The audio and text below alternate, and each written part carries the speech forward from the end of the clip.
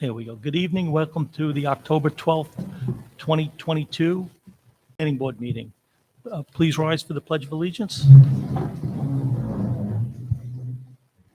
Pledge allegiance to the flag of the United States of America and to the republic for which it stands, one nation, under God, indivisible, with liberty and justice for all. We do have one adjournment tonight, which is item number 7, Julie and Ji Yim, which will be adjourned tonight. Well, if you came for that one, you could contact the planning department and they could tell you when it will be back up on the agenda. Typically, we have two types of hearings. We have public hearings, which you are welcome to speak at. There's yellow cards on the back table that you could fill out, and then please pass them up front, and then we'll make sure that you'll be heard on the hearing that you wanted to be heard at. And then the other type of hearings are decision items where we already had the public debate and hearing, and we'll be making decisions tonight. The hearings have been closed on those, and you're welcome to stay and listen to the arguments and the decision. So with that being said, item number 1, James Nazaro, SP 2022-044, southeast corner of Brentwood Road and Union Boulevard, County Road 50, Bay Shore, also known as 39 Brentwood Road. The applicant requests a parking relaxation in connection with the addition of an ADA stalls in an existing medical office parking lot. Do we have an applicant? Yes, Please just give your name and address for the record. sure. My name is John Farrell. I'm with the firm of Son, Ward, Braff, and Koblenz. Our offices are at 1300 Veterans Memorial Highway, Suite 100, Hopog, New York. Is the microphone on for you? Yes, Okay. sounds like it is. So this is a relatively simple application. This project, the building that's built there now, was originally approved in 2013, and it was completed a couple of years ago. Recently, we filed an application for a condo subdivision on the building, and when we submitted the plans to the engineering department, they were rejected because the parking didn't comply. Apparently, at some point, after the building was constructed, the striping was changed essentially. So the original approval on the building parking waiver was from 194 spaces to 175 spaces, and that included 6 handicap stalls. 3 of those handicap stalls were on the north side of the building and 3 were on the south side. What happened was they constructed more handicap parking because of the medical office nature of the building. So now there are a total of 10 handicap spaces. There are 4 on the north side, 2 on the south side, 2 on the east side, and 2 on the west side. The net result was a loss of 3 parking spaces. So now instead of 175 spaces, we have 172 spaces. The building has been in operation for a few years now, and there haven't been any issues that have been brought to our attention with regard to parking. So we feel this is just a minor change. We agree to all the conditions that were requested from the planning board. My client will be signing those, and we'll be sending those back in the next few days. Thank you. I don't have any cards on this public hearing. Is there anybody that would like to speak on this or that came in late? Sure, please come up, and I'll ask you to fill out the card after you're done, but just give your name and address for the record. Well, wait till you get there if she's keeping a record. Go ahead, Frederick. Fred Crump, 2182 Union Boulevard, Bayshore. 2182 Union Boulevard, Bayshore. Fred, you're taller than most of us, so you just got to reach down into the mic. Go ahead. How many spaces are they talking about? I believe it's 3. Just 3? 3 extras? Just 3 There extras? was a net loss of 3 parking spaces when the restriping occurred because handicap spaces have the Correct. loading and unloading area in between. So once the numbers were all counted, it was really just a loss of 3 spaces. So this was an application that was already approved. All the parking spaces were approved, And now they're coming back because of a different type of medical application, and you can correct me if I'm wrong. And they need to add 3 ADA handicap spots to the parking lot in exchange for 3 of the normal parking spots. That's it? Okay, thank you. Okay, Frederick, thank you for your comments. Is there anyone else that would like to speak on this? Seeing no one, I'm going to go to Mr. Gonzalez for a staff report. Thank you, Mr. Chairman. This is a GSD zoned 2.6 acre site. As per the applicant, it is currently improved with a 2-story medical office building that was CO'd in 2017. It was the subject of a 2013 change of zone from Residence A to GSD, that is TC 5141. A parking relaxation of approximately 10% was granted as part of that change of zone to allow 175 parking stalls instead of the required 194. After the building was constructed, the owner added additional 88 parking stalls on site to accommodate the medical office use, resulting in a net loss of 3. So now there are 172 stalls provided. Last year, the owner filed with the town to start the process of creating a commercial condominium to separate the building into 3 units, which is when the engineering division discovered the net loss of stalls requiring this application. As the reduction is minor, staff does not foresee any issues. However, per the covenants from the change of zone, the applicant was required to hold a public hearing for any further site plan modification. So based on the above, as it doesn't seem like there's any issues, staff recommends the board grant the application subject to the attached conditions. Thank you, thank you, Tanner. Are there any questions from the board? Seeing none, do I have a motion?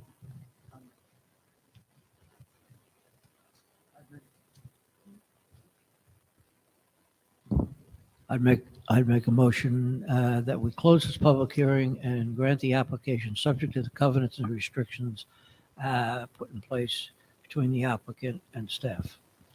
I have a motion to close the application and grant the application. Do I have a second? Seconded by Inez. All in favor? Aye. Aye, it's granted. Thank you very much. Have a good evening.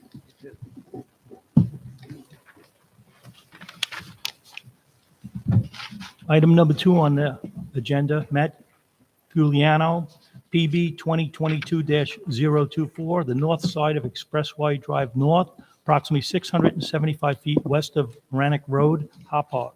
It's known as 1745 Express Drive North.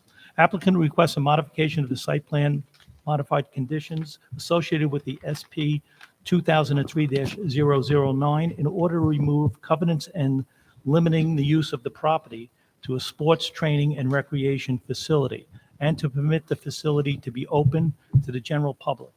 Applicant also requests a planning board special permit for an outdoor recreation facility in the Industrial 1 District pursuant to 68-340.1.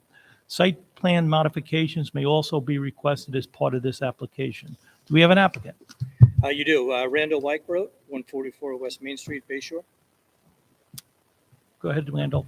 This particular property here, as you said, was used for a sports training and recreation facility pursuant to a special permit granted back in 2003.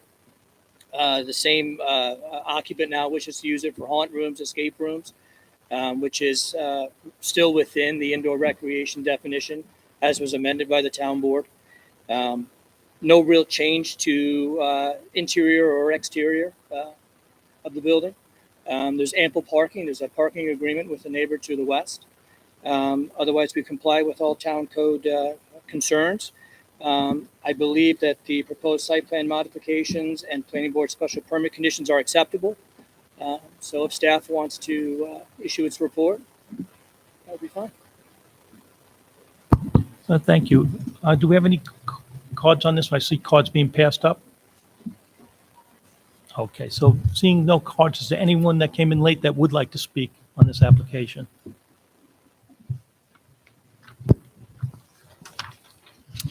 All right, so the subject property is located on the north side of Express Drive North, approximately 675 feet west of Rannoch Road in Hopog, and it's improved with a 32,500 square foot industrial building, originally constructed in the 70s. The building is currently CO'd for an indoor rec use. However, the CO was issued before the zoning code required a special permit for the use. Therefore, it's currently non-conforming. At the time of the original CO, the property also received site plan modification conditions that limited the use to a sports training and recreation facility and required the facility to be by appointment only. Tonight, the applicant is looking to legalize the use by obtaining the now required special permit, as well as remove the site plan modification conditions limiting the use to a sports facility. The applicant is looking to have an escape room facility with 6 rooms, along with an accessory bar where customers can have a drink or a snack while they wait for the rooms. Therefore, planning recommends the board grant the application subject to the attached conditions, which does include a requirement that any change of indoor recreational use from that escape room come back before the planning board just to determine that there's adequate parking available. Thank you, Kelly. Are there any questions from the board? Mr. Bruno?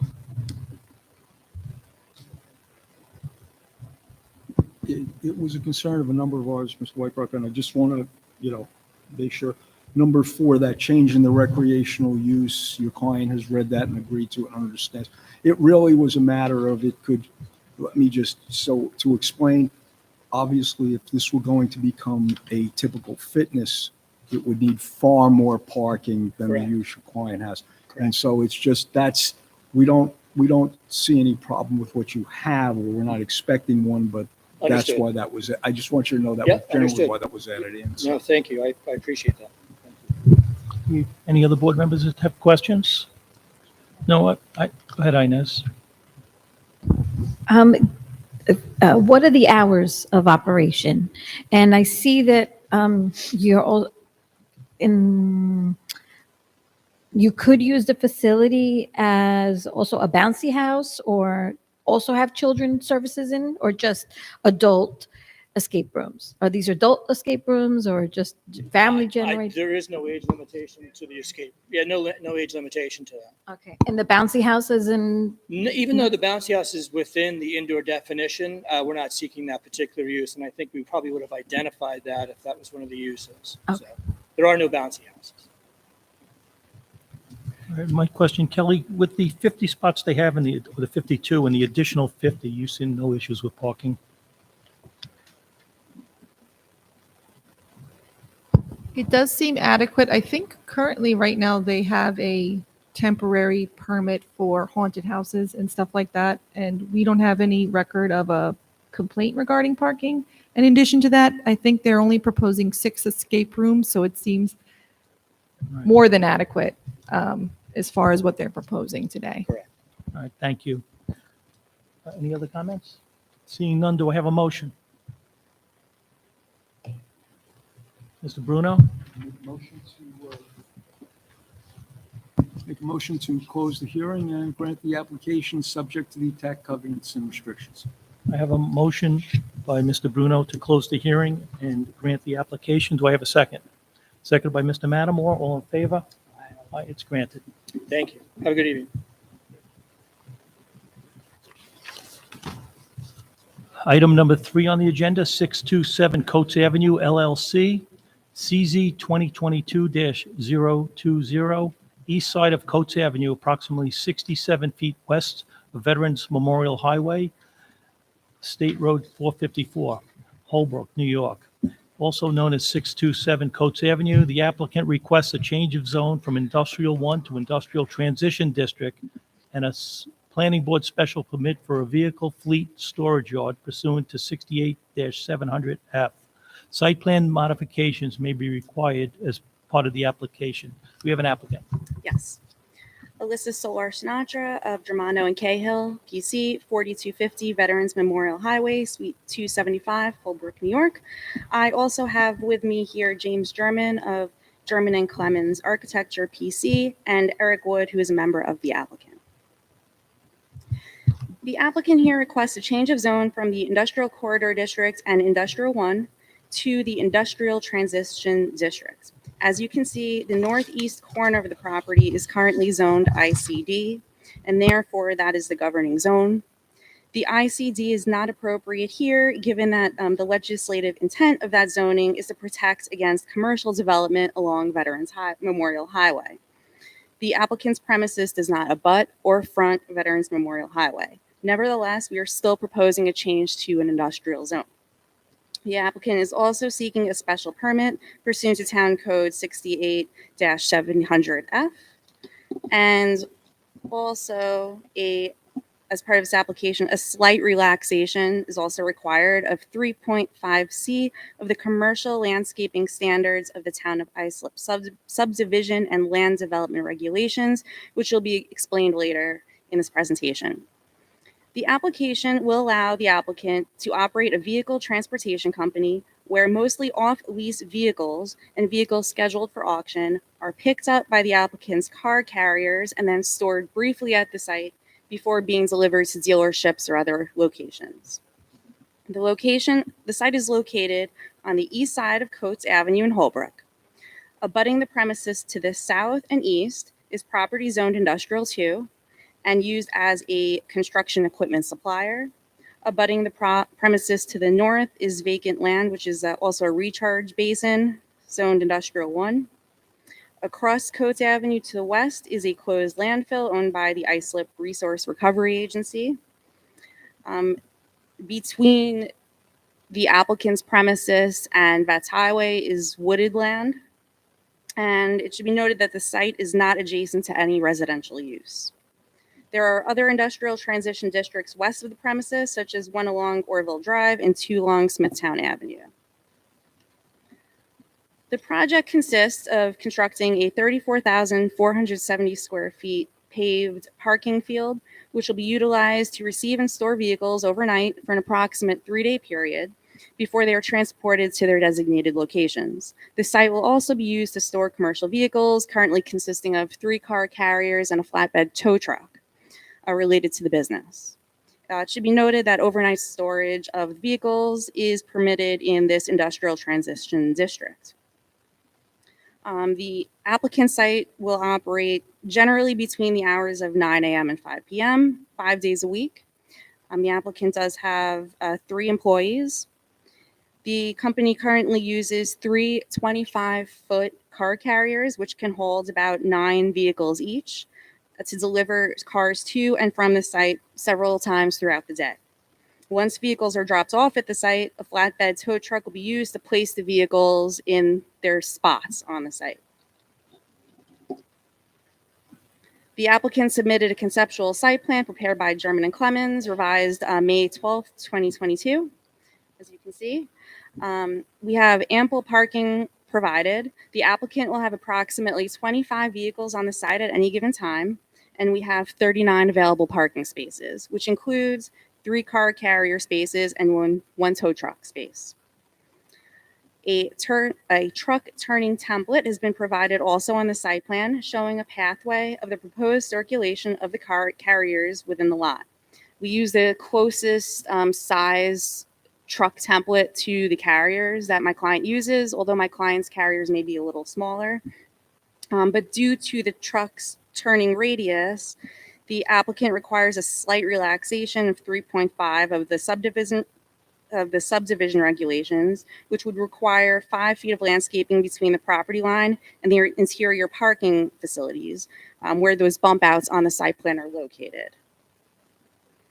With regards to landscaping, if the front of the lot will be sufficiently landscaped to screen the vehicles from the road.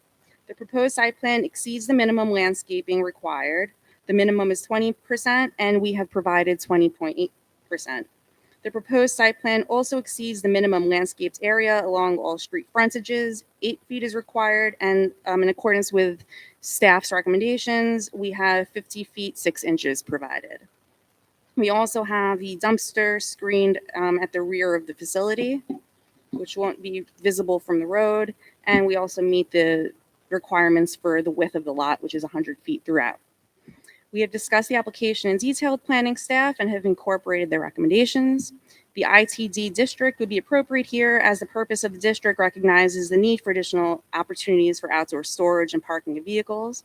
And this concludes our initial presentation. We're prepared to answer any questions anyone may have. Thank you. If there's any questions, we'll see. I don't know, do we have any cards on this one? No? So, not seeing no cards, is there anyone that came in that would like to speak on this application? Seeing no one, we're going to Mr. Colgan. Thank you, Mr. Vice Chairman, members of the board. As stated by the applicant, this application proposes to utilize a vacant lot for passenger vehicle inventory. Previously, the site was used as an industrial building. The building has been demolished, and the site is the subject of environmental remediation at the direction of the New York State Department of Environmental Conservation. As stated by the applicant, the site plan meets landscaping requirements and shows 39 parking spaces, in addition to 4 spaces for a tow truck and 3 car carriers. Front yard landscaping has a depth of 50 feet with appropriate screening. This may be a viable request, provided that no sales are occurring on the property. The staff would prefer that no junk cars be on the property, and we screen the front yard appropriately so that passerbys don't see all the outside storage outside. So I'll leave it up to the board how they want to handle it tonight, but if it's okay with the board, we can certainly recommend grant subject to the staff working out covenants. Otherwise, there's no rush. We can bring it back in 2 weeks if the board wants to think about this further. Thank you, Mr. Colgan. Now, in reference to, you're saying they're off-lease cars that are typically 3 years old or newer. Correct. And there is no auto sales or no public coming to purchase cars or anything at the site, correct? Correct. All right, and the improvements, I guess there's paving. And that's really it. You have the dumpster at the back. There's towards Vets Highway, which is quite a distance, and there's nothing behind you or on the side of you there.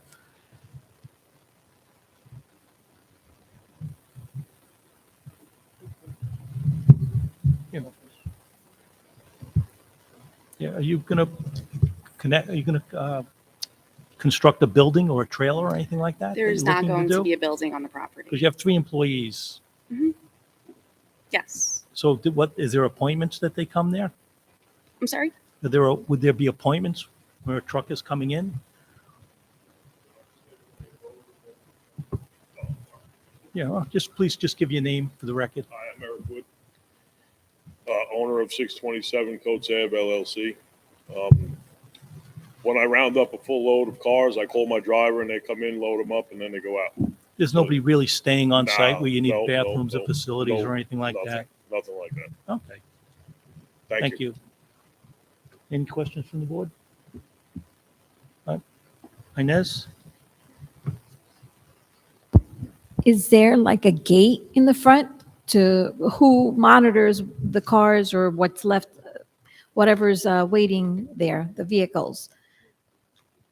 There's a fence in the front. Is it Right gated? Is it? Yes, there's a 30-foot swing open gate. Do they have to have a pass to get in? Yes. Your employees Yeah, my is what I'm saying, because if employees they're have not, your Right. employees aren't on site, correct? Are they on site? Yeah, like when the cars are being delivered or the truck. Well, yeah, Trailer? they got to be on site to load the truck. So where do they stay as an employee? You're saying there's no building, right? There's no trailer where they're sitting or waiting. Yeah, no, they just come, load the truck, and leave. Oh, Yeah, okay. there's no place to sit, no nothing. Okay, so they just, but that's what I'm saying. There's a They key park, lock they to. park, they would, well, They if it drive gets in with the- approved, they'll park in their employee parking spot, load the truck, and then leave. Okay. Right. And then there's a key to get in, I'm assuming, right? A Yeah, gate? we go to combo because they lose keys all the time. Okay, We got a combo lock. okay, thank Okay? you. Thank you. Any other questions from the board? Do I have a motion? Mr. Bruno? I'd like to make a motion that we close the public hearing and grant the application subject to covenants being worked out between the applicants and the planning department. I have a motion by Mr. Bruno to close the public hearing and grant the application subject to the CNRs being worked out with the planning department. Do I have a second by Mr. Matamore? All in I'll favor? second. Aye. Granted. Thank you. Item number 4, Captain Permit Michael Arado, CZ 2022-023, southwest corner of Montauk Highway and Secretog Lane, West Islip, also known as 750 Montauk Highway. Applicant requests a change of zone from Residence A to General Service T in order to permit a medical office. The site plan modifications also may be requested as part of this application. We have an applicant. Yeah, Just give your name and address for the record, please. name's Michael. Last name is Arato, Arato. Captain Permit, 245 Route 109, West Babylon, New York. Just tell us a little bit about the project. So basically, right now it's CO'd for residential with professional use. The doctor that's currently been operating there since I think 2001, he purchased it. He's going to keep the building the same. It's just that Northwell is looking to buy the property, and in order for them to take the property over, it can't have a residential. It can't be like zoned for residential. So, speaking with planning and everybody, GST was the way to go. So, trying to get it CO'd for medical use. I mean, most of the buildings over there on Montauk Highway are dentists, offices, things like that. I know right next to it, I think it's 722 or 733 or 723. It's going to be like a pain center there. So there's medical going up right next to him. Currently, there's only 4 exam rooms there. There's 2 consultation offices and 6 staff people. So I submitted a site plan. I don't know if you have the newest one, Sean. I don't know if I sent over one late in the day. I had updated it. I have a copy with me if you want to see it.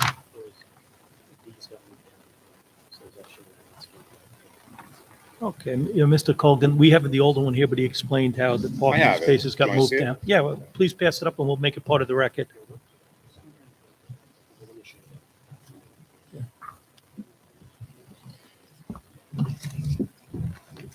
Gary, I'll pass this down to you in a second. So the old site plan had, different landscaping, Are these both the same? 15 parking spots. We had increased the landscaping because they had asked for, more of a buffer and to clean it up. So we did that. We made a walkway from off the street up into the building itself, the office. And we actually got an additional 3 spots out of that, 3 more parking spots by doing that, by rearranging everything. As for the building itself, nothing is changing. Inside staying the same. It's going to be operating under the same, still going to be a gynecologist. Nothing else is moving in there. I think when Northwell takes it over, there's a possibility of 1 additional doctor coming in, but he's not going to be there. Like, there's only going to be 1 doctor there all the time. They may sub out, but there's not going to be like 2 doctors on site with additional patients. It's still going to be, 4 rooms, 2 consultation rooms, 1 doctor on staff the whole time. Okay. All right. And that's pretty much it. Okay, just we'll see if any questions come up. I do have a speaker on this one, Mr. John Davis.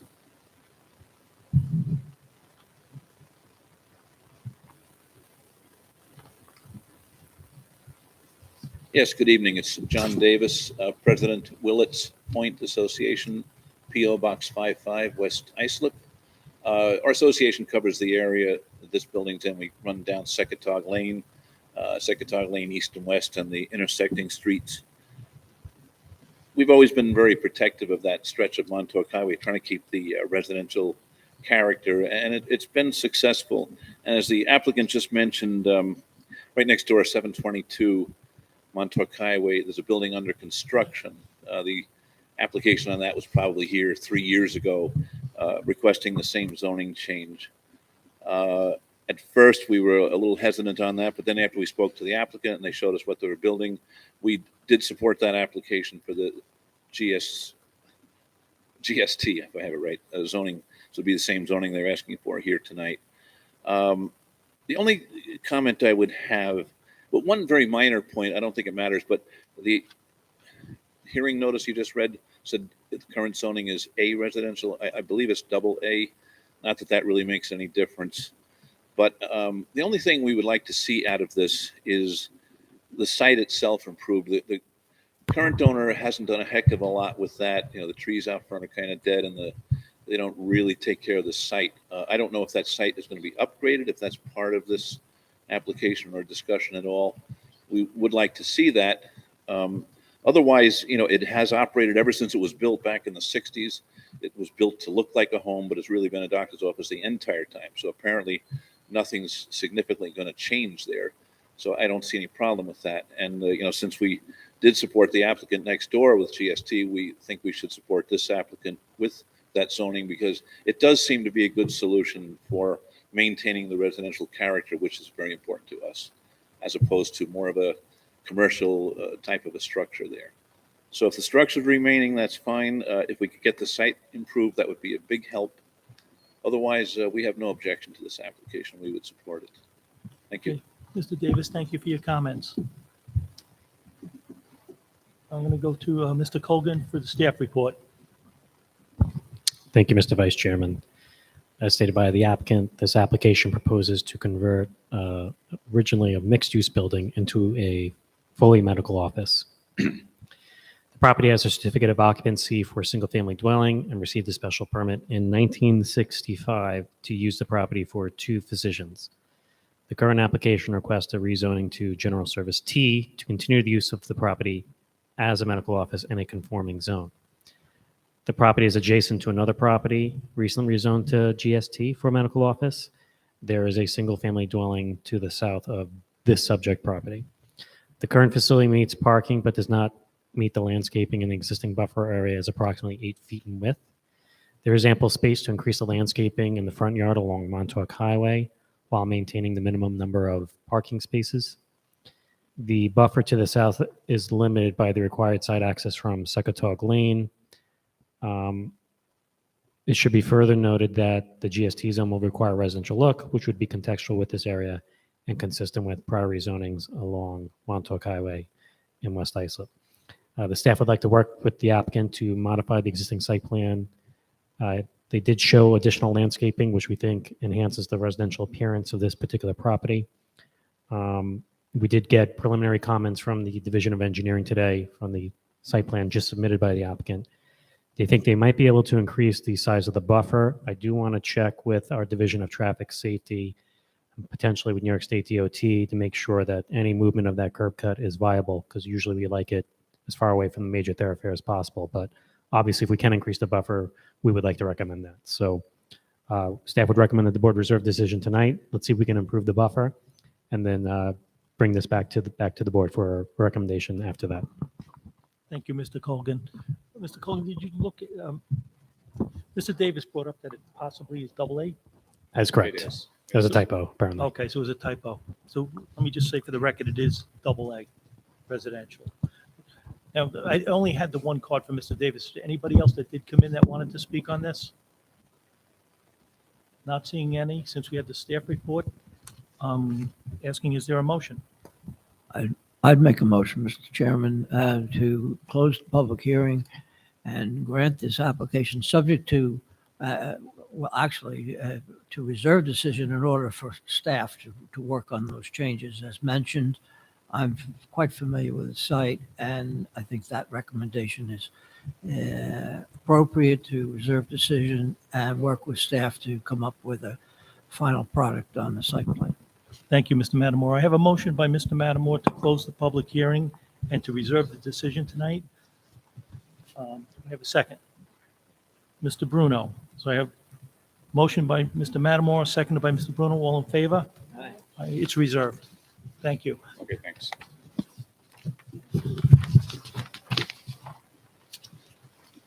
Item number 5 on the agenda tonight, D&G Realty Ventures LLC, CZ 2022-024, north side of Union Boulevard, CR, which is County Road 50, between 2nd and 3rd Avenue, Bayshore, number 46-52, 2nd Avenue, number 55-63, 3rd Avenue, and 11779-1805 Union Boulevard.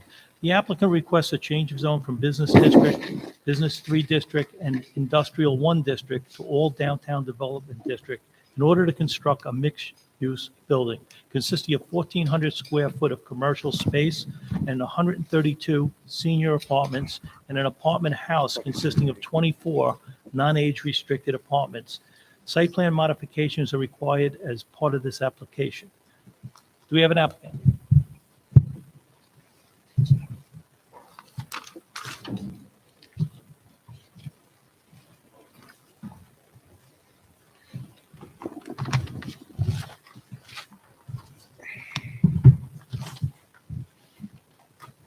Good evening, Mr. Chairman, members of the board. My name is Larry Gargano, principal of D&G Realty Ventures LLC. I'm here along with my partner, Doug DiLorenzo, who is part of the application, and our team of architect and traffic engineer is also here that will be able to make a brief presentation. So this evening, we're here to discuss and present to this board a change of zone request on multiple contiguous parcels that begin on 3rd Avenue at the northwest corner of 3rd Avenue, northeast corner of 3rd Avenue, and go to the northeast corner, west corner of 2nd Avenue. The property continues north on 3rd Avenue to the Long Island Railroad tracks and continues north on 2nd Avenue for the first 4 homes, single-family homes. Total area of the property is approximately 5.24 acres. There's existing underlying zoning on all the parcels that range from Business District, B3, and I1. The existing structures, there's approximately 13 main structures throughout the parcels. The residential structures are multi-tenant, single-family homes. There's a commercial building on the corner of 3rd Avenue and Union Boulevard, and the majority of the property is occupied currently by Wayside Fence, which uses it for a retail and wholesale operation of fence components and outdoor storage. The general condition of all of the structures throughout the parcels is rated fair to blighted as it relates to the corridor context. There's a packet that was handed out, and sheet A1 will illustrate the overall site, the boundary line, and the existing structures that are on the property. If you'd like to take a look at that.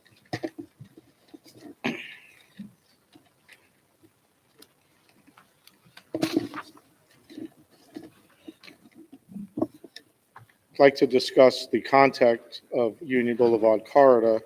And if you go to your page 8.1.2, we've provided an aerial map that goes from Brentwood Road west to Park Avenue in Bayshore.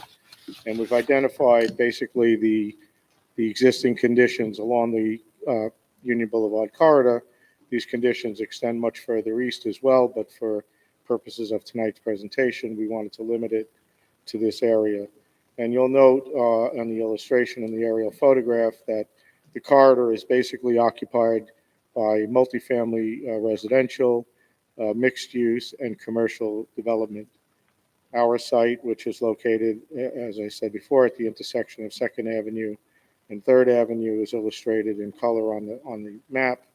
And as you can see, its location is contiguous, in close proximity to other existing communities, one of which is under construction now, and others that have already been built. We believe that this corridor is appropriate use for the proposed property, and we believe that this property, if built, will greatly enhance the curb appeal and architecture of the corridor, which at this point in this particular area, architecturally is not as pleasing as it should be. The proposed use that we're requesting in this application is broken up into 3 categories. Within the main building, there's 132 senior rental apartments being proposed, and included in that building would be a 14,000 square foot medical, retail, professional space that would constitute the mixed-use development of this parcel. The 132 senior rental apartments would be within a 3- and 4-story building. There would be multiple amenity spaces within the building, including 2 roof decks. And then in a separate building along 2nd Avenue to meet the residential context of that street, we're proposing a 3-story townhome style building of 24 units. Those units would be non-age restricted, as reported in the notice. On sheet A1.3 of the pamphlet handout, there'll be a site plan and some data regarding the size and density of the project. In order to request this zoning, we're asking that this town planning board and town board hopefully consider a change of use, a change of zoning from the multiple zonings previously described, BD, B3, and I1, and reclassify this overall parcel into the DDD zoning district. We believe that it's appropriate, and we believe that there's precedent set within the area to support the DDD request. Going back to A1.1, we've prepared an illustration identifying downtown development district zoning that is currently in place. Most of these projects are either completed or under construction. And as you can see by the location of our proposed community, we fit very comfortably within that concept of downtown development. The downtown development zoning in and of itself has some very specific intent, and I think this application clearly meets those development legislative intents. We are absolutely providing a broad range of housing choices by offering the senior housing and the non-senior housing. The non-senior housing we would also like to include would serve supportive housing for individuals with disabilities as well, as we have indicated, as we have included those types of housing uses in 2 of our existing projects that were recently developed in downtown Bayshore, that being North District Lofts and Village Place. So following the legislative intent and making sure that we're staying in line with that as we request this consideration for a change of zone, we feel we are providing a broader range of housing choices. We are facilitating pedestrian circulation and access to transportation, shopping, recreation, and other features, as this site is within a short walking distance of downtown Bayshore, the Bayshore train station, and also agreeable to public transportation, which stops nearby. We believe that we are following the housing comprehensive plan within the town of Islip in requesting this application and in using the DDD as a vehicle in which to achieve it. We are also, while we're not adapting the reuse of existing structures because that's not appropriate, we feel that this is clearly removing blight, and some significant blight in some of the structures within the overall parcels. The permitted uses within the DDD allow for mixed use, which is what we're proposing. And I would like to also discuss the size and scale of the building, which I'll do in a moment. One thing that's very important is that under the DDD, it affords a larger percentage of affordable housing. The typical is 10%. Under DDD, it's 20%. So this project will also provide a significant increase in affordable housing if approved. Within the DDD district, it's a broad range of development standards. I'd like to point out that this proposed application does not come close to meeting the range of development standards in terms of the allowable density. We're proposing a little over 1.2 FAR when we're allowed to propose 2.5 under the DDD. We're permitted under the DDD standards to propose 5-story. We're only proposing a 4- and 3-story. Approximately 2/3 of the building is 4, and 1/3 as it transitions down to 2nd Avenue becomes a 3-story. So we feel that we're providing a responsible plan in terms of density. In terms of overall density, comparison to something that's under construction right now, which is the Tritech project, If you were to do a percentage comparison, we're proposing by percentage basis approximately 50% of what was recently approved at the TriTech project. That project being 10 acres and approved for 418 units, I believe. Our project being proposed with 5.24 acres and 156 units. So on a percentage basis, we're coming in significantly lower. The package has additional information concerning aerials, existing conditions. One of the things that we always look at when we're proposing an application is what are the impacts to the community, to the town at large, to the infrastructures. Within the infrastructure, we are connected to the Southwest Sewer District. Union Boulevard is a road system that can handle the existing traffic. It's very important to note that under the as-of-right zoning, we could construct without request of change of zone. We could request approximately 75,000 square feet of commercial, retail, and/or office medical. We prepared a yield map to support those findings and asked our traffic engineer to do a comparison based on the as-of-right traffic impacts to the proposed. And as you will hear shortly, those results came out very favorable to what we're proposing this evening. So we understand that traffic, parking, and general impacts to the community are most important when considering these change of zones. One of our criteria as an applicant when we propose something is to make sure that we're not increasing impacts, but in fact softening impacts and creating better uses. In terms of the senior housing choice versus non-senior housing, while we think there's a tremendous need for both, we believe the senior housing component is underserved in the downtown area. There was recently a project completed on the corner of Mechanicsville and Park Avenue, which was an affordable senior housing unit of approximately 65 units or plus. That project is substantially occupied, and we believe that senior housing in close proximity to a downtown with all the amenities is very, very appropriate and underserved in this market. As an owner and operator of multiple senior communities within the town of Islip, I can attest to the fact that there is definitely a need, and we are seeing tremendous demand for this type of product in an area where people can walk. And we know that that's exactly what the Downtown Development District is all about, and we feel that this is an appropriate use. We're excited to be able to offer, if approved, some of the units within the non-age restricted to supportive housing. We're finding that to be a very rewarding and important housing stock, and we are working closely with a couple of agencies that provide support for people with disabilities, and it's working out very successfully. As I indicated, we have 2 properties in downtown Bayshore, as well as our project in East Islip, Westbrook Village, that have been participating in these programs, and it's working out very well. So with that, I'd like to ask Dave Bush from Bush Associates to come up and do some in-depth discussion about the actual proposed buildings, the architecture, why we arrived where we arrived, and let him explain more in depth of the building. And then from there, I'll ask VHP engineers to do a brief traffic report. Thank you.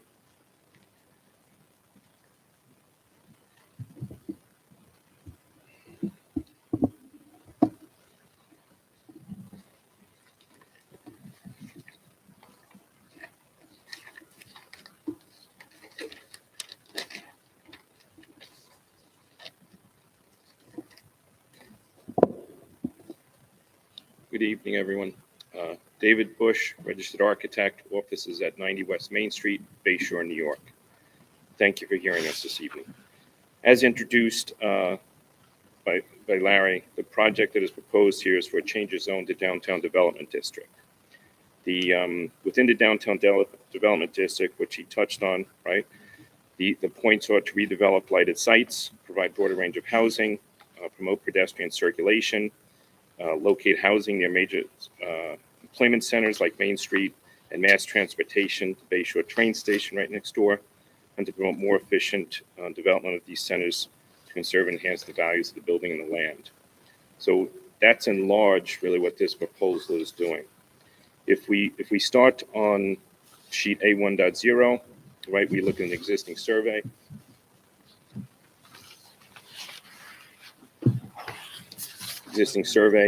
And as Larry had reviewed much of this, I'll just point out quickly that the property is bound to the north by the Long Island Railroad tracks, to the west by 3rd Avenue, to the south by Union Boulevard, and to the east by 2nd Avenue. The Long Island Railroad tracks to the west, it's an irregular shaped site. And if we look at the parcel, the arrangement of the existing buildings, we have some industrial fence site. We have a couple of mixed use buildings, a couple of single family homes. And in particular, it's just a rambling of commercial, residential, industrial use with no structure. And we see blight that's taken place at the site. If we go to A1.1,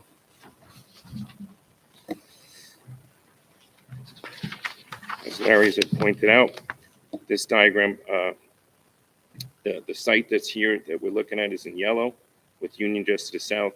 And I think really what's key here to kind of jump to it is that the site is located within 1/3 of a mile of the Bay Shore train station, walking distance. It's less than a half mile to a walk to Main Street. Its primary pedestrian routes are right up 3rd Avenue and 4th Avenue, again, linking Main Street and the Bay Shore train station. And of course, we have the hospital just to the east. In the diagram, if we just think about the intent of DDD with the Main Street fabric, this site kind of keys in this area of the square, which is related down to the south by Main Street, down to the north by the track. And it consolidates that downtown development district and the ideal for the placement of that site. A1.2 is an aerial. It's a higher aerial graphic, and as Larry had pointed out, it touches on the existing multifamily housing, which occurs, I'll call it, along the Union Boulevard corridor, and again, how this project fits in. A1.3, to get into some of the zoning a little bit. The downtown development district proposal requires a site of 10,000 square feet minimum. The site that's proposed here is 5.05 acres or 220,000 square feet. The proposed new site has 2 buildings, as referenced, a mixed-use building to the west and south, and then an apartment building to the 2nd Avenue, along the 2nd Avenue side. The 2 buildings compile a total of 156 apartments. The mixed-use project has a total of 132 units. The apartment building has 24 units. If we look at the zoning district as touched upon, 65 feet, 5 stories, we're proposing a building complex that's maximum 4 stories with a 3-story mix. And as we'll take a look at some of the architecture, the 3-story is really what holds the street fabric. So at the street, we have a 3-story front with a 4-story setback. And again, that's the highest point of the building. So with a 65-foot allowance, we're at approximately 50 feet at the highest point and only about 38 feet to the 3rd-story building wall, which is on the street. The setbacks that are proposed are 15 feet along the Union Avenue and 10 foot along the 3rd Avenue to the west. The landscaping area minimum, it's a total of 20% that's required. As proposed, the parking as drawn, including the land banked areas, if we pave the whole site, the total parking area, we're at 24.7%, so we're over the required minimum of 20%. That land banking, if approved, adds another 5.5% of green space to the project. Mixed-use building has a total ground floor footprint of 58,000 square feet. That 58,000 square feet, based on the DDD, is required to have a 50% commercial square footage use. This project proposes 14,000 square feet of commercial space. That's along the 3rd Avenue side, fronts the 3rd Avenue street side. There's no residential at grade other than the townhouse units, which are at 2nd Avenue. The parking, when we look at the parking required, as per the Town of Islip requirement, we're required to have 1 parking space for every 150 square feet of retail, 1.75 spaces for each apartment unit. These are 1 and 2 bedroom apartments that they fall into that 1.75 use. We calculate the parking required for the commercial space. We're required to have 94 spaces. For the total of both buildings, 156 units at the 1.75. That's 273 spaces. It's a total of 367 spaces required. As drawn, the plan demonstrates a total of 328 spaces or 10.1% relaxation. However, I'd like to reflect on that calculation, recognizing working with the planning staff, we've been seeing an adjustment number of 1.5 spaces per apartment unit. So if we take the 156 units, that's a requirement of 234 spaces. When we add up the 94 of the commercial with the adjusted calculation of 234 spaces, we're required to have 328 parking spaces. Again, the parking plan that's demonstrated proposes 328 spaces. So it aligns directly with the parking. When we consider that 1.5, it's a direct match, 1-for-1. If we look at sheet A1.4,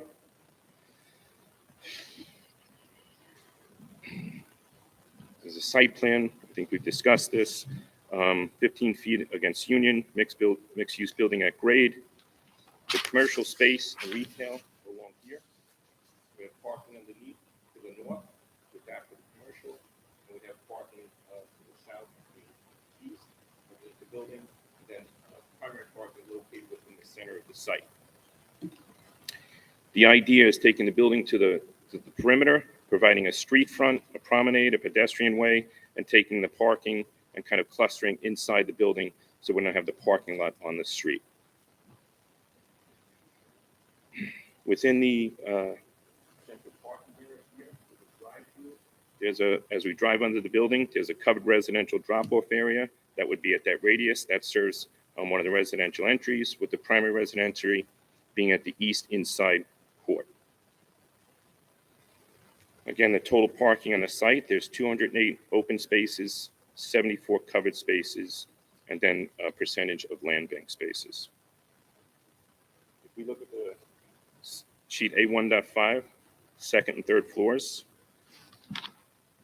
the second floor has 49 units, 1 and 2 bedroom mix. The third floor has 48 units, a 1 and 2 bedroom mix, with a fitness space that's on the southwest corner. There's other minor amenity spaces within the core and other services. At the ground floor, at both the second and third floors of the town, if you will, the apartment unit to the east, we have a stack of eight units per floor. Those are single bedroom units. At the fourth floor, next sheet, A1.6, we have a total of 35 units. This fourth floor scales back. Again, it pulls back from the third floor line. I'll discuss some of that in a little bit more detail when we look at the elevations. It has a total of 35 units, 3,400 square feet of interior amenity space, common space for the users, and approximately 7,500 square foot of third floor roof space as amenity space. That's exterior covered space, which is roofed over with some light wells to the southwest. And then to the east, we'll see that it kind of opens up. It's open to the sky with a pergola structure. Sheet A1.7 are the elevations. But I'd like to jump to the next sheets, A1.8, some of the perspective rendering. When we look at the perspective rendering, this is a view from the southwest corner. We have Union out to the front or the south of the building, 3rd Avenue up to the north side or the west. We have a feature at the corner with the exterior roof over common space above, an entry and stair that serves the residential. And then this is the primary 2-story piece. Setback line at approximately 15 foot. And that actually has a setback which varies from 15 feet to 15 feet to approximately 22 feet. So as it moves, and then from that 3rd floor line, we have from this base, back base, the variation is from 8 to 12 foot of setback from the building line to the 4th floor. So again, the 4th floor steps back substantially from that 3rd floor line, creating in essence a 3-story building along the street. The components, the architectural features, and the materials. The building is broken into second and third floor.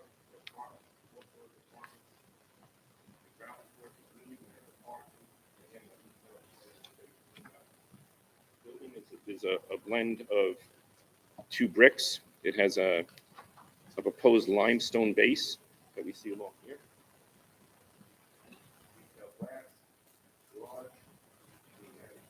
Blend of two bricks. We have a cementitious material like a hardy plank or other that would be a horizontal siding and panel siding. And then the windows are a nice dark bronze, which complement the railings, which would also be the pergola system and the canopy system. If we can turn to the next sheet, Art. Thank you.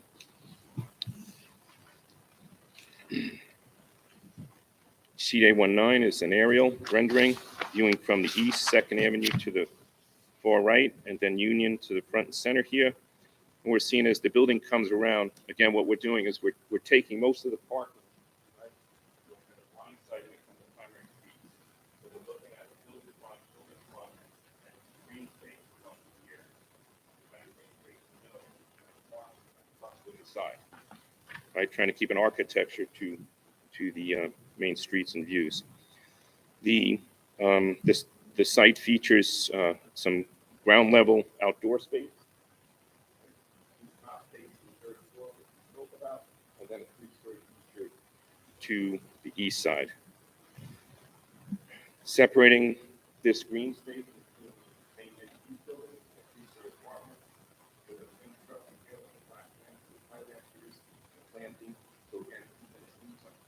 site, kind of, nestled inside, and again, blindsiding the parking to the street. A1.1. This is a quick graphic. And we look at the upper left, and we look at the existing site and plan as an aerial. And again, it reflects primarily an industrial use with a scattering of other buildings. If we look at the right, that's an aerial perspective. That's today's imagery, 2022. And when we look in the site,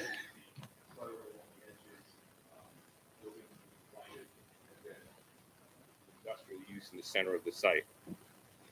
We look at the bottom left. This is the proposed new plan. It's a new front or architecture to the street, to the public side, bounds to the back by the tracks with the landscape planting. And then to the bottom right, we see the proposed community. So today, a lot of single-family homes, the pricing, things like that, the pricing of single-family homes. Apartments are people's homes. This project redevelops a blighted site.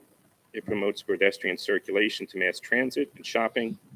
It assists in enhancing the value of the community, and it proposes a well-balanced community of homes in Bayshore. Thank you. I'm available to answer questions afterwards. Thank you.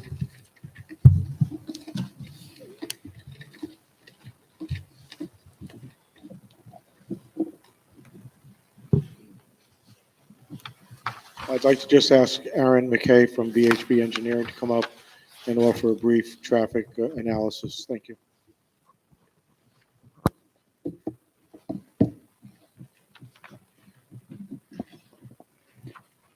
For the record, Aaron McKay with VHB Engineering, offices at 100 Motor Parkway in Hauppauge, New York. VHB prepared a brief traffic analysis for this application. I have a copy of a letter which I can hand up to the board if that is okay. If you hand it up, we'll make a part of the record.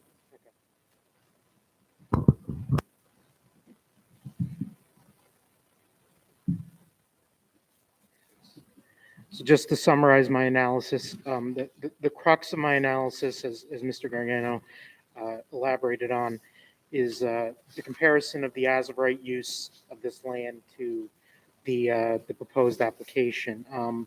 In any event that we were to investigate, obviously this land, if it's occupied by any type of use, it's going to generate some type of traffic. And in this case, for the most part, the project that's proposed to you today is going to generate less traffic than things that could theoretically occupy this space. So the as-of-right analysis was prepared based on the mix of Industrial 1, Business, and Business 3 zone district that the land is currently zoned. And it was ultimately determined that that 75,000 square feet of retail office building could be established. So that gave us two scenarios to investigate. One scenario is obviously retail, and one scenario is office. So we went into our data banks and looked based on data from the Institute of Transportation Engineers what those uses would generate at 75,000 square feet. As summarized in my letter, which I just handed up, depending on the exact peak hour, it can range for the medical office from 227 trips in a single hour, 295 trips in a single hour, and for the retail option, it could range from 265 to 695 trips in a single hour. By comparison, the mix of uses that we're proposing, which includes the apartments, the senior apartments, and considering the 1,400 square feet of professional space and / commercial space as medical office, we end up with a fraction of that. At most, it was 95 trips during the peak hour, which is in comparison with the retail use, approximately 1/6, and in comparison with the 75,000 square feet of medical office would be approximately 1/3. So it can be said that this trip generation for this proposed project would have much less of an impact on the roadway network than either as-of-right option. With that in mind, this project also has some added benefits to transportation in general. Currently, as was mentioned, the property is an amalgamation of multiple uses, and as a result, it's got multiple access points on all three frontages, 3rd Avenue, Union Boulevard, and 2nd Avenue. This proposal is going to consolidate access, so there's just one access driveway on 3rd and one access driveway on 2nd. In traffic, driveways are kind of points of conflict, and anytime there's a point of conflict, it potentially can lead to crashes. Even if it's not that active, it can happen. So by consolidating that, it can create a pretty significant benefit to traffic conditions, potentially. Overall, based on the traffic that would be generated compared to the as-of-right use, I believe that the change of zone would not result in negative impacts from traffic, from a transportation perspective. I'm happy to answer any questions. Thank you.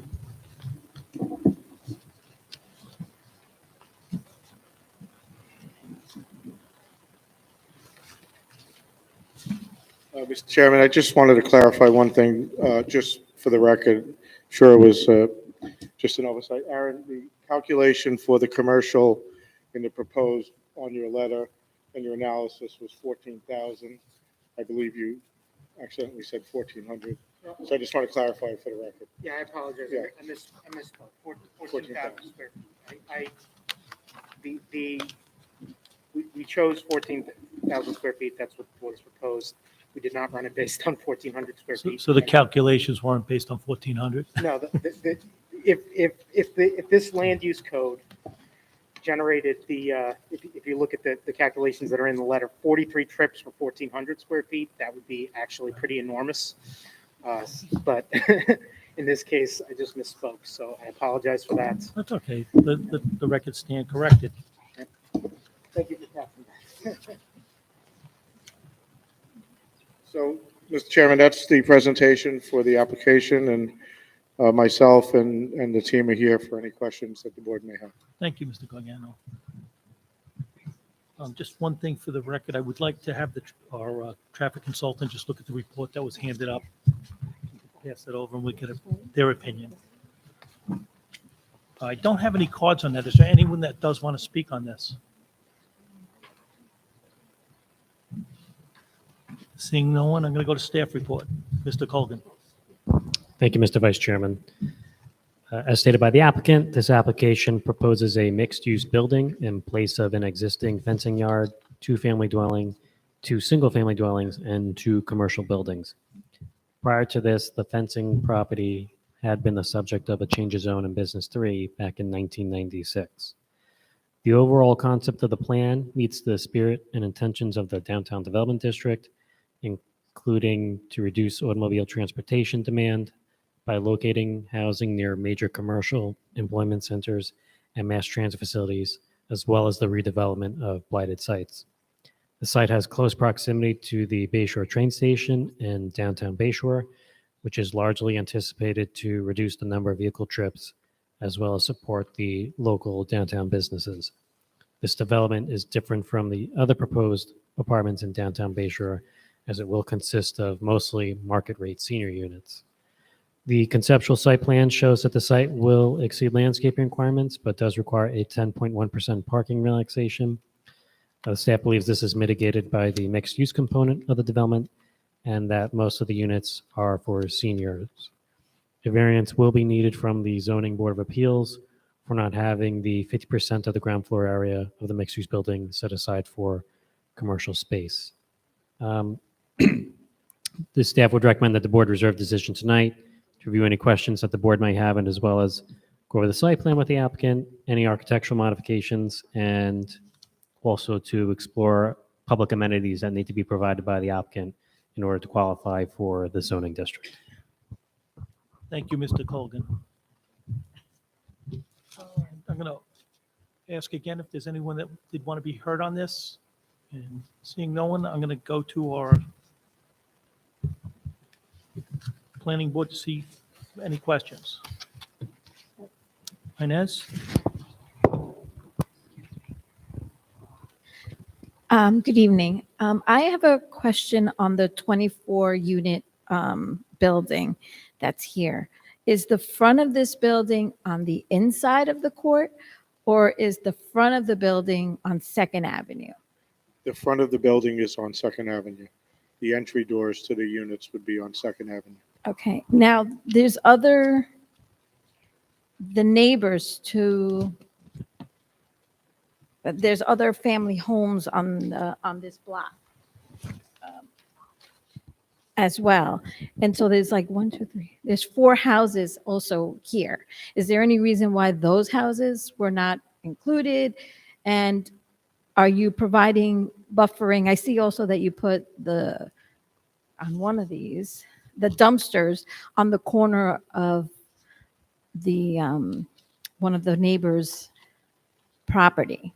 So let's go back to my first question is that this building, the front of it is facing all these residential homes, and they don't really, to me, look like they belong. It's kind of like you put up a building in front of them and now they have to look at this building. It doesn't look residential. It doesn't match that street in and of itself, while the other looks great and beautiful, but doesn't feel residential on this block, this particular building. And then you have houses next to it. And I see the dumpster is located in the corner of one of the residential properties.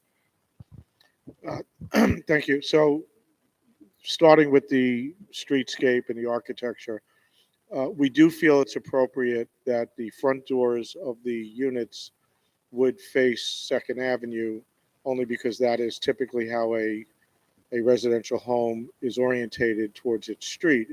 The front door faces the street, which is how we've done it here. While I agree with you that the existing homes are single family in nature, this proposed application is asking for multifamily. The size and scale of the building in terms of height with a flat roof design is not really in excess of the existing ridge heights of the homes that are surrounding us on both the opposite side of the street and as we head north on Second Avenue. So I think just from a aesthetic point of view and a curb appeal point of view, if I was living on Second Avenue, I'd rather see a front door than the back of the building. That's just on that piece. As it relates to, the architecture of the building we're proposing versus the architecture that's existing, I would agree with you that it's different. I don't know that it's necessarily a bad thing to be different, but we certainly can look at that in terms of its overall aesthetic look and see if there's things that we can do with the architect to change that from more of an urban look to a residential look by possibly doing a dormer 2.5 story roof line. We've done that in other locations that have been very successful. And if the front doors are there, how do they get into they have to walk around the building? How do they get in? How do they go to the front of the building? They would walk from the parking in the back to the front sidewalk, and then they would walk. So there'll be walkways on Yes. both sides of this building? Yes, To get to the. and as an example, for any board member that may recall it, or any board member that would like to look at it, we built the identical building footprint and style on the corner of Mechanicsville Road and Clinton Avenue, just behind St. Patrick's Church. It's known as Graymore Flats.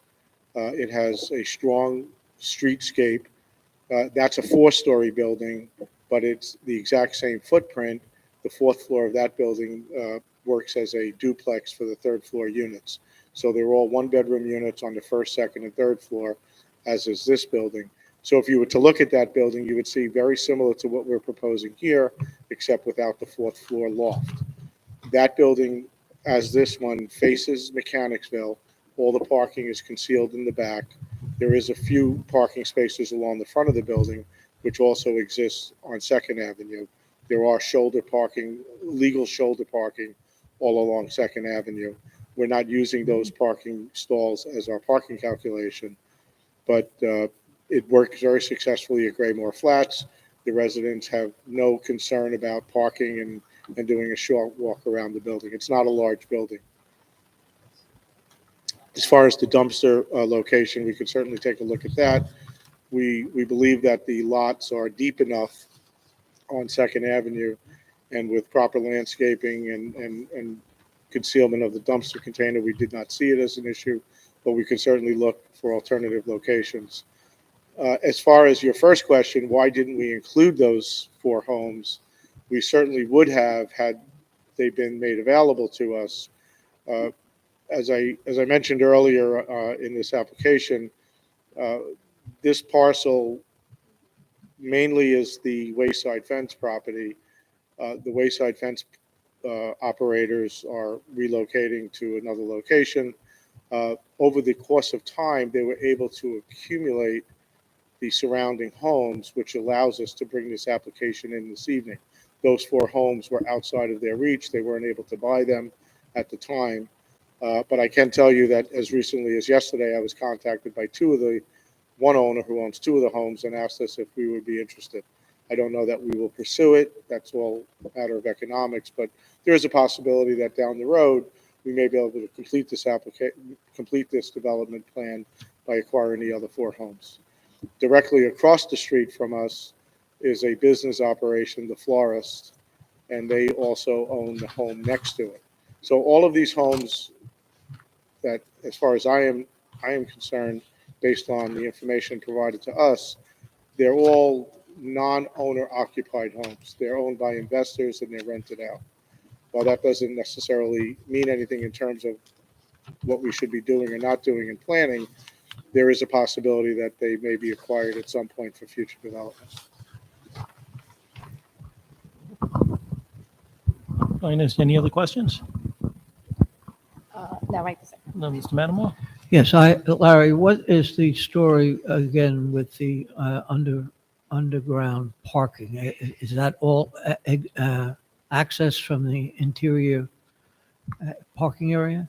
Correct. It's at grade parking, not underground, so it's not below grade, so we don't have to deal with groundwater conditions.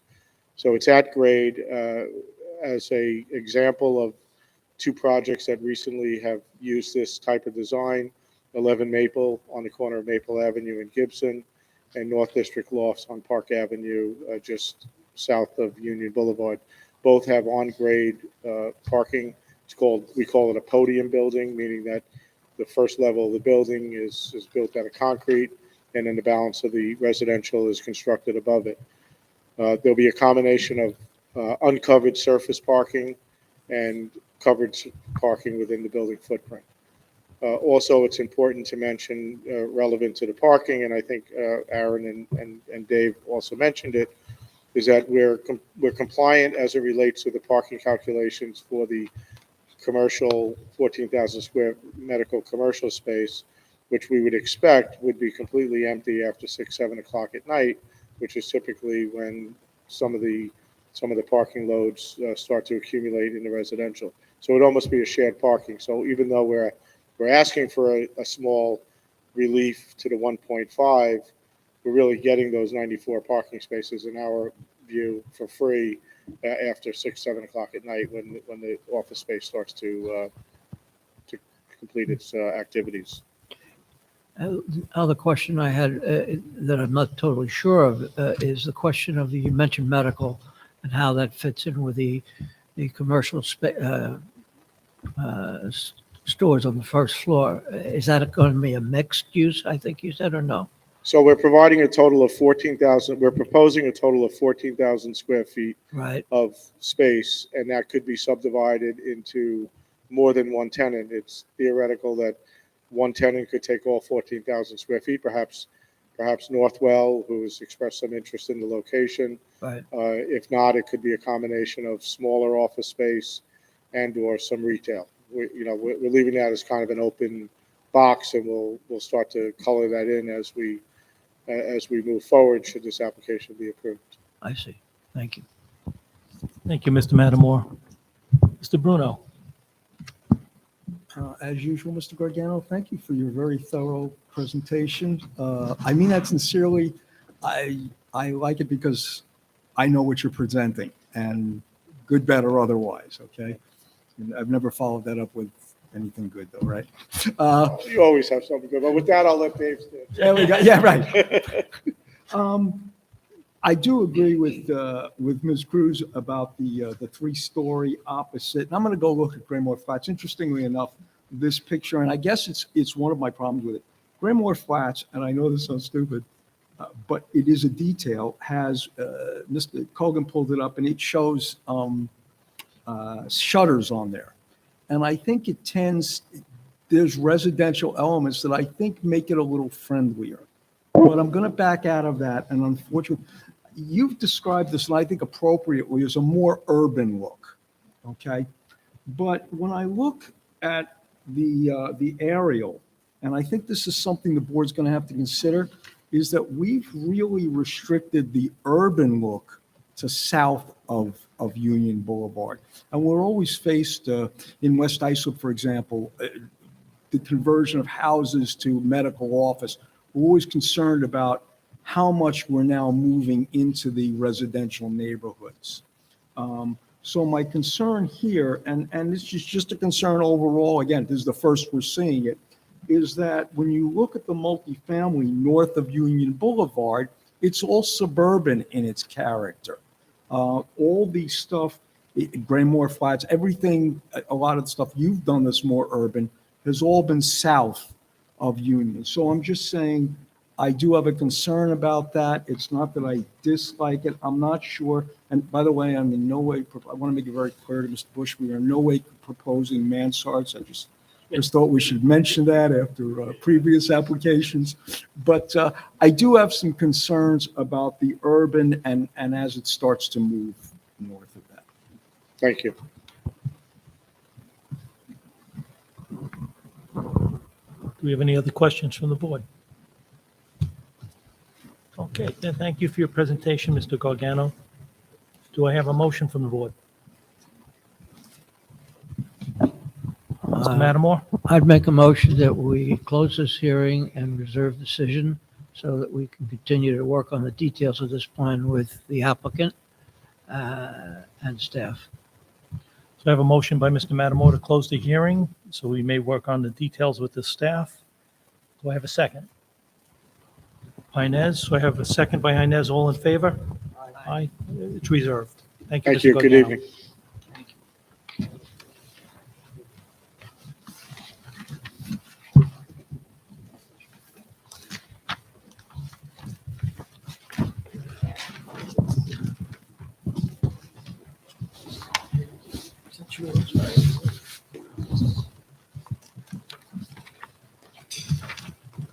Item number 6 on the agenda, Moonshine Brewery, Inc., PB 2021-018, east side of Degnan Boulevard, 657 feet south of Montauk Highway, Bay Shore, 25 Dagon Boulevard. Applicant requests a planning board special permit for a bar, tavern, or nightclub in the Industrial 1 District pursuant to 68-340V. Site plan modifications are also requested. Now, is there an applicant here tonight? Seeing none.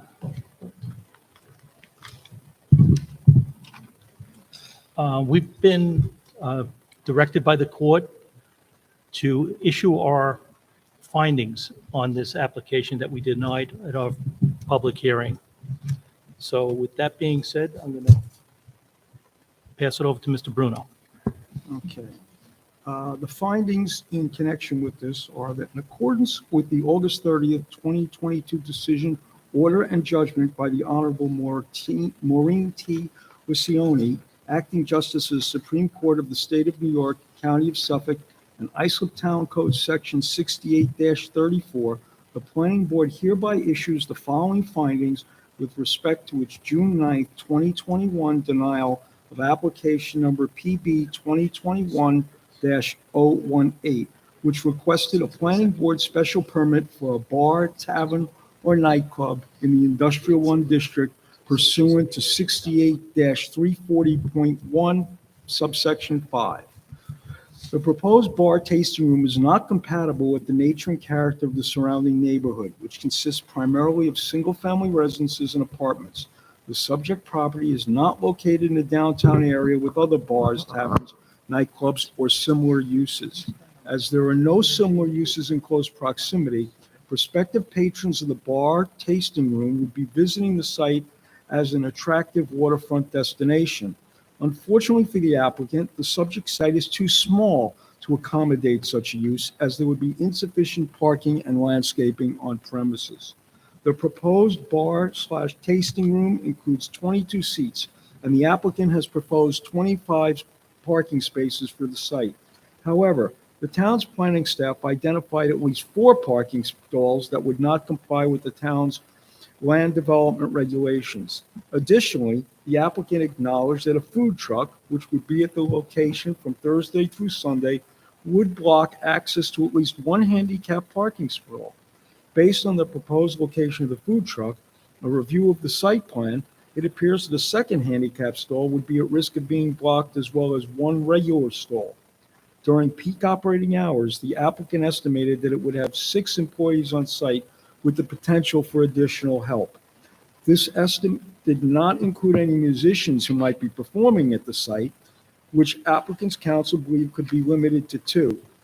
Assuming that the foregoing figures are accurate, it is possible that only 10 to 12 viable parking spots would be available during peak operating hours to service 20 seats. Under those circumstances, parking would almost certainly overflow onto Degnan Boulevard and across the street into the residential neighborhood. There is also no location on site to accommodate buses or limousines carrying patrons on brewery tours. Mere assurances by the applicant that customers would be turned away once capacity at the site was reached are not sufficient to mitigate the intensity of the proposed use. Additionally, the board finds that the proposed bar/tasting room would have a negative effect on neighboring properties. Despite outdoor seating not being permitted in the Industrial 1 zoning district, the proposed deck, which sits directly adjacent to the proposed bar/tasting room, would most likely serve as additional space for customers to congregate. Combined with the lack of sound attenuation being proposed, such a scenario could lead to noise pollution affecting the residents across the canal to the east. Lastly, the board notes that the applicant's proposal seeks a 66% front yard landscaping relaxation from the minimum requirements of the town's zoning ordinance, which would result in grossly inefficient screening of the bar tasting room from the residential neighborhood across the street. Thank you, Mr. Bruno. Yes. I make a motion, having heard Mr. Bruno's information that we adapt the findings to the decision of August 30th, 2022. That's the motion. Okay.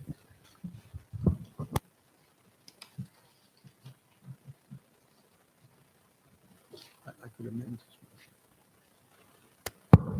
Okay, I'm gonna, I- Mr. Bruno would like to amend the I'd like to motion. amend Mr. Okay. Latimore's motion in accordance with, one, the August 30, 2022 decision, order, and judgment by the Honorable Maureen T. Guccione, Acting Justice of the Supreme Court of the State of New York, County of Suffolk, and two, the Islip Code Section 68-34. A motion is made to adopt the proposed written findings dated October 12, 2022, with respect to an application number PB 2021-018, which requested a planning board special permit for a bar, tavern, or nightclub in the Industrial 1 District pursuant to 68-340.1 subsection 5, and which the planning board voted to deny on June 9th, 2021. Okay, so I have a motion by Mr. Matamore. It was amended by Mr. Bruno. Do I have a second? Seconded by Inez. All in favor? Aye. It's accepted. Motion adopted. With that, do I have a motion?